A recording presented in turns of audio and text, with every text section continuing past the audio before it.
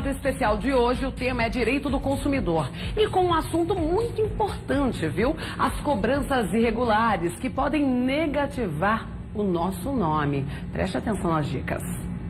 Olá, pessoal. Tudo jóia? Tempos de crise econômica, tempos de dinheiro curto. Hoje nós falaremos sobre a questão da cobrança. Cobrança indevida, cobrança vexatória. Meu nome é Tomás de Figueiredo Ferreira e eu sou advogado.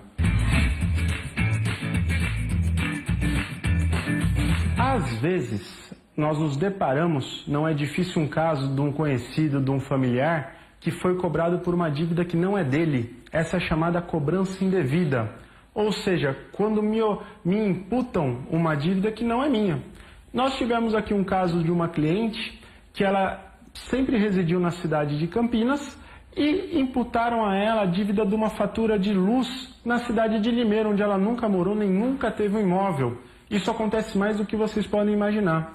A cobrança indevida também pode surgir naquele cartão de crédito que você pediu e colocaram seguros nele que você não solicitou jamais. A cobrança indevida pode acontecer quando você tinha uma dívida, como por exemplo uma mensalidade escolar que já foi paga, mas o sistema de cobrança não deu baixa. Então, em todos esses casos, nós temos a figura do quê? Da pessoa que está ali cobrando, inclusive pelo Código de Defesa do Consumidor, ser obrigado a lhe devolver em dobro por essa cobrança abusiva, essa cobrança indevida.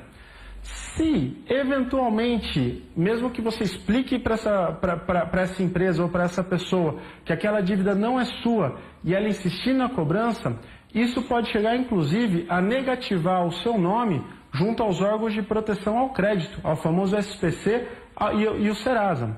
Nesses casos, é possível, inclusive, você pleitear na justiça uma liminar para suspender esse apontamento, essa cobrança em cima do seu nome indevida, bem como uma indenização por danos morais. Vale lembrar que nas causas até 20 salários mínimos, você pode se dirigir até o juizado especial da sua cidade, da sua comarca, e não há necessidade de um advogado.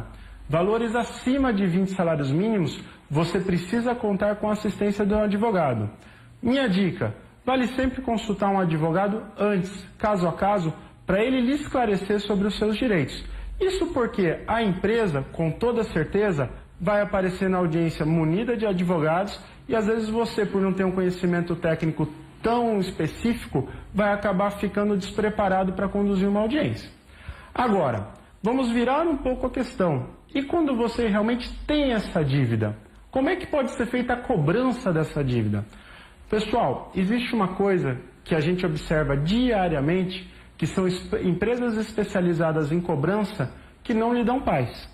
Ou seja, são pessoas que vão ligar de meia em meia hora, de uma em uma hora, questionando sobre a dívida, como que você pode pagar aquela dívida e assim por diante. O Código de Defesa do Consumidor proíbe a cobrança vexatória.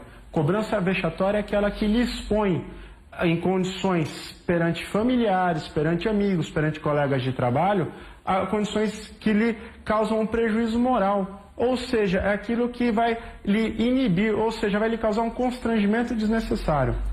O devedor tem todo o direito de ter paz no seu trabalho. O devedor ele tem o direito de ter sossego numa hora de lazer, no momento de descanso. Então, essas empresas elas precisam ter limites, ou seja, elas não podem lhe atrapalhar ou lhe incomodar durante o final de semana, elas não podem perturbar o seu descanso ou seu sossego noturno e também não pode sair ligando para vizinho, para colega de trabalho, perguntando sobre você e falando sobre a dívida que você tem. Então, é preciso ter sigilo no tratamento dessa cobrança. Vamos lembrar que se dever não é crime e a cobrança vexatória é, se em algum momento você for se sentir constrangido, se em algum momento você for ameaçado ou coagido, você pode fazer inclusive um boletim de ocorrência e procurar os órgãos competentes para rebater essa situação. Ou seja, eu devo, não nego, e é direito desse credor me cobrar, mas eu tenho limites para essa cobrança. Ou seja, eu já expus minha situação, não é justo que em meia hora uma pessoa fique me perguntando se eu vou pagar ou não, tá certo? Isso acaba tirando a paz, isso acaba tirando o sossego, e a gente precisa lembrar que você tem todo o direito de ter sossego para trabalhar, ter paz para o seu momento de lazer e seu momento familiar, tá certo? Espero que tenham gostado da minha dica de hoje.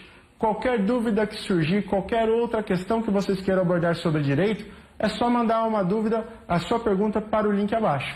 Te espero na próxima. Até logo. Tchau, tchau.